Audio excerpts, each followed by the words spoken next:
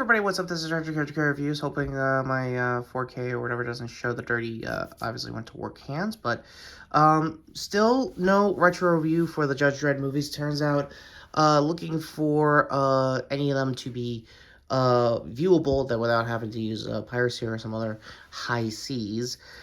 Turns out it's going to be a lot harder than it looks. So today on the channel, we're going to be doing a emergency product review because I got the Nerf the Dart Zone Brute Pro. So bear with me. I haven't really done this tabletop setup in a while, so go with me on that. And for this weekend's review is going to be my overall thoughts on the 20 Days Later franchise, because I've been meaning to do that as a big scale retro review when Years was coming out last year. So this will be a nice little catch up to that, and then probably also like Years when it gets on streaming, I'll talk about the Bone Temple, because from what I've heard so far is that it's actually getting decent reviews, and I don't know money wise box office, so we're still in opening weekend of it as of this recording, so that's really why. So, going on to the profile of the Brute, it's actually not bad. I don't really have a pistol on me to size compare it, but I'll probably put up pictures of what it looks like with, say, my Fire Strike, the old Nerf Elite Fire Strike. It's in that same body proportions, but in case you could tell, leftover designs from the Aeon Pro X that I already made reviews for has that decent grip mount, and we'll talk about that in a sec. The cap here is a way to unscrew out and then put in replacement springs, so I'm still happy that Dartzone is very savvy with the hobby. Now onto one glaring flaw. Not too much. This is a plastic collet that has front screws here. Ooh. And here, that way you can take out and rebarrel whatever you want to rebarrel. I think Old Man Tag did a good video, retrospective, not really retrospective, breakdown on what type of barrels to play around with, especially on the springs as well. The other glaring thing we need to talk about is the sponginess of its trigger control, because I think, oh, okay, that's why, because I accidentally put it on safe. That's a me thing. It has like an X-Shot Skins kind of approach to this, what's basically a 2.1 reskin, so I guess that goes with the namesake. One other thing, it has Thailand style mags. If you've had the Dart Zone Mags Venom Pro, which I did bring the mags, so we're going to experiment with that in a sec. This is their Embers, I think they were coming out. This is the base start that the base box of this blaster will have.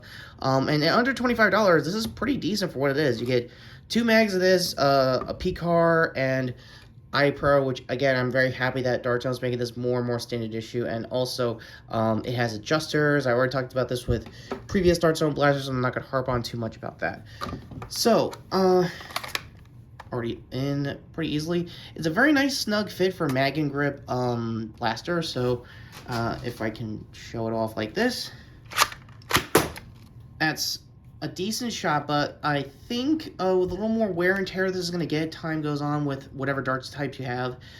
This base PCAR is probably going to get a little loose and rigid as time went on, and I'm just playing with it. I was already doing it now, but that's one of the main concerns. However, you can swap out with, ironically, I think the PCAR the Venom Pro came with, since it's pretty close to the same diameter. Please bear with me one sec. That just fell over. But yeah, that's kind of one of the glaring issues so far, is that it doesn't have a complete snug fit for the metal barrel down here. This is the base metal barrel I'm still working with. I don't know if brass and other hobby grade barrels has a better snug fit, so your mileage may vary there. And we're still on, I think, the Embers, so we're going to do this real quick. We're just going to do a single shot it. Now, it's not that nice to see on cam, me included. Pretty good. It has a decent pop. It doesn't really hit or even that loud, so we're going to do dry fire to see any difference.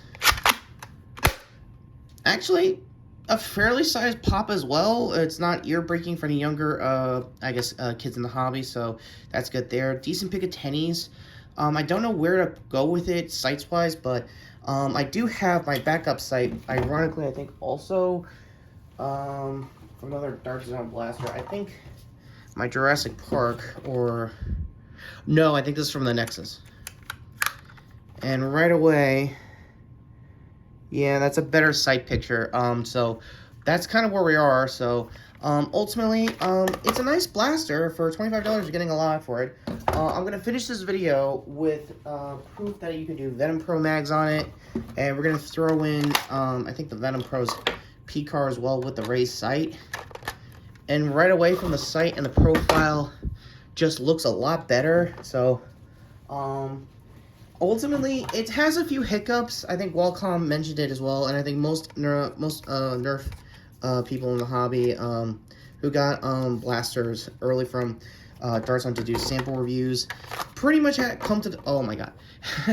If you switch to Venom Pro mags, these do just feel more comfortable. It has a more confirming grip just on the mag release alone, and that's where it get a little stiff here as well. I don't know on the sponginess on my trigger. Your copy may vary when it comes to that kind of sponginess, but so far it has decent retention. There's nothing too much to harp about. It could be the spring that might be the reason why it's a little more rigid than usual. So let me see if I could do this last minute.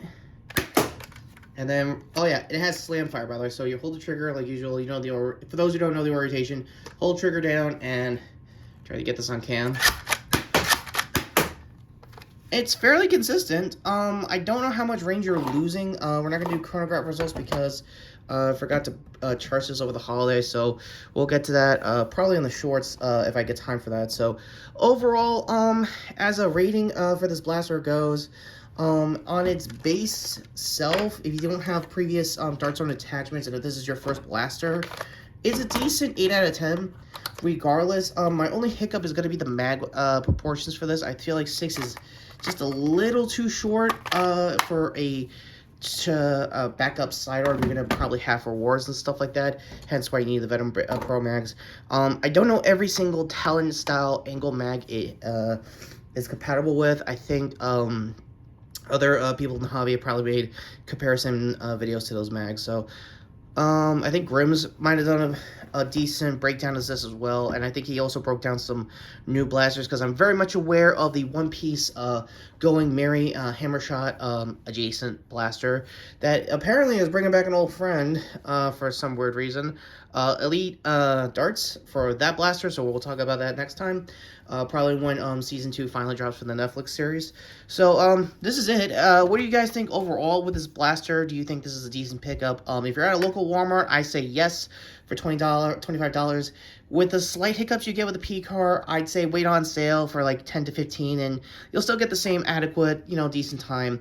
I didn't put too much trigger time on this, but just plinking around the house over the weekend is actually not bad for what it is, and yeah, that's kind of where we're at. So go to me, hopefully trying to display this one last time here to the blaster, to sub the channel, hit the notification bell down below, and go to my assortment of still growing, weird as it sounds, our Dart Zone accessories to see my previous playlist, previous videos, usual stuff like that. High point the video if you're new to my channel. That being said, if you're a mobile subscriber, watch the full videos because sometimes I have cool stuff other than that shake. So that being said, thank you for watching as always. I know this isn't the video you guys wanted to see. I'm going to try to do a Tumblr poll later tonight before, this is Thursday as we're recording, so before a new episode of CR drops, to do my live blogs, and to see what you guys want for retro review content for this year going forward. So that being said, I'm Retrokid Reviews saying, not bad for $25, just wish the P-car was just a little bit better, you know?